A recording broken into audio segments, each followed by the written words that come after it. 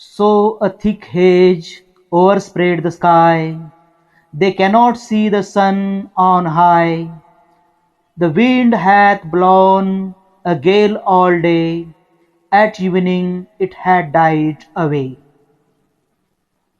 तो यहाँ पर ऐसी स्थिति है कि सर राल्फ स्कॉटलैंड की तरफ जा रहे हैं और रास्ते में एटमॉस्फियर बदल गया है, पूरी तरह से कोहरा छाया हुआ है, हेज छाया हुआ है, मिस्ट, और इससे कुछ नज़र नहीं आ रहा है।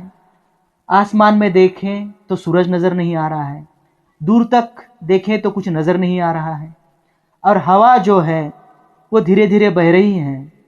लेकिन जैसे ही शाम हो गई हवा भी बहना बंद हो गई है, वो भी कहीं चली गई और सारा जो एटमॉस्फियर है उस तरह से थोड़ा सा अनईजी हो गया है।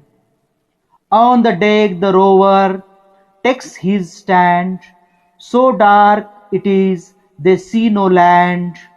Quoth Sir Ralph, it will be lighter soon, for there is the dawn of the rising moon. और जहाज पर अपनी जगह पर सर राल्फ बैठे हुए हैं और ये सब अंधेरा अंधेरा छाया हुआ है, लोग परेशान हैं, तो उनको धीरज देने के लिए सर राल्फ कह रहे हैं, कोथ यानी कोटेड, वो कह रहे हैं इट विल बी लाइटर सुन, ये सारा जो एटमॉस्फियर है वो थोड़ी देर में अच्छा हो जाएगा, सारा कोहरा हट जाएगा, हवा भी बहने लगेगी। For there is the dawn of the rising moon, तो थोड़ी देर में चांद है निकलने वाला है, तो फिर सब तरफ से एक उजाला सा फैल जाएगा, तो सब एटमॉस्फियर जो है वो अच्छा हो जाएगा। Const here said one the breakers row or, for methinks we should be near the shore. Now where we are I cannot tell, but I wish I could hear the Inchcape bell. तो कहते हैं कि हम कहाँ हैं ये कुछ समझ में नहीं आ रहा है, कुछ सुनाई नहीं दे रहा है।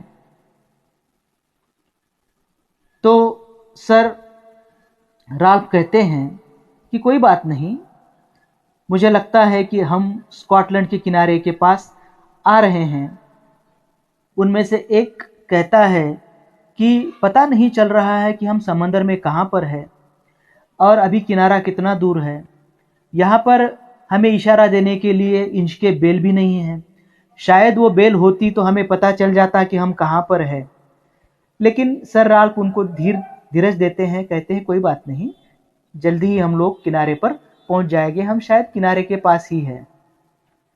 They hear no sound, the swell is strong, though the wind hath fallen they drift along, till the vessel strikes with a shivering shock, O Christ it is the Inchcape Rock. तो थोड़ी देर में आने लगी और वो खुद को control नहीं कर रहे थे, कर नहीं पा रहे थे, और जहाज इस तरफ कभी उस तरफ इस तरह से हिलने लगा, जैसे कि कोई छोटे बच्चे का पालना हिलता है, उसी तरह से वो हिलने लगा।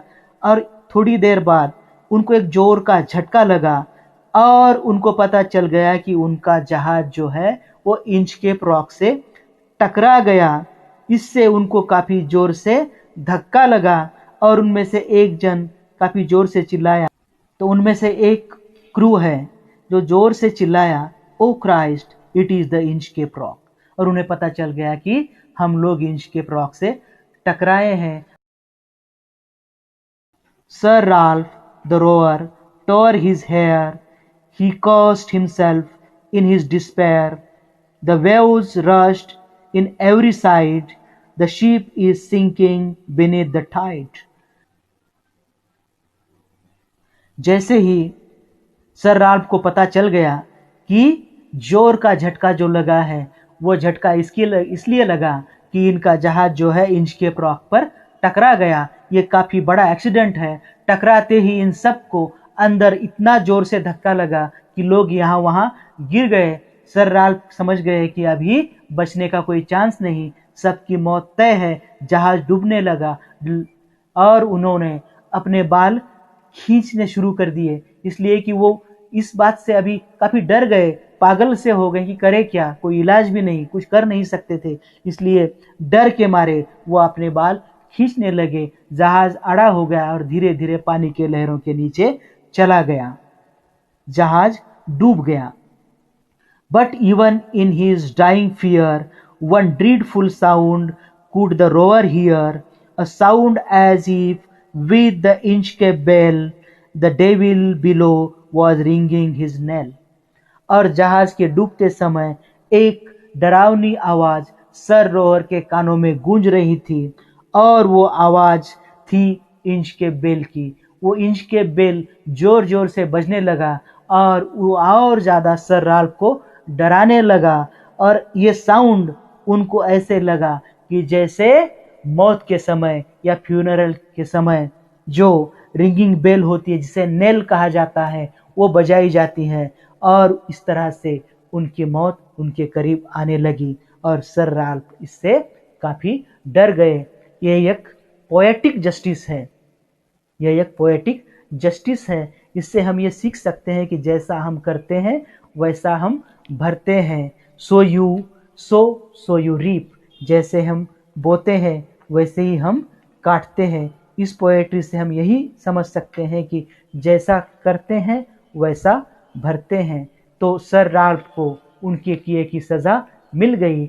उन्हें एबॉट ऑफ एबरथ्रॉक से इतनी जेलसी हो गई, लोग उनकी तारीफ करते थे तो वो इतने जेलस हो गए कि उन्होंने वो बेल ही काट दी, और जो बेल काट दी वही उनके मौत का कारण बन गई। Thank you very much. आपने सुना, आपने देखा, इसके लिए आपका धन्यवाद। इस चैनल को अगर अच्छा लगे तो ज़रूर सब्सक्राइब करें, आगे भी ऐसे ही वीडियो मैं आपके लिए बनाऊंगा। Thank you very much. Have a good day, take care.